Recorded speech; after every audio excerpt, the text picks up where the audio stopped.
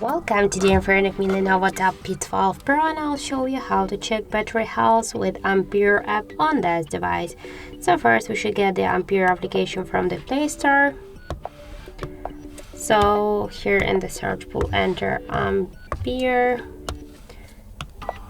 and now we should get this app, so click to install and wait a couple of seconds while this application downloading and then installing on our device.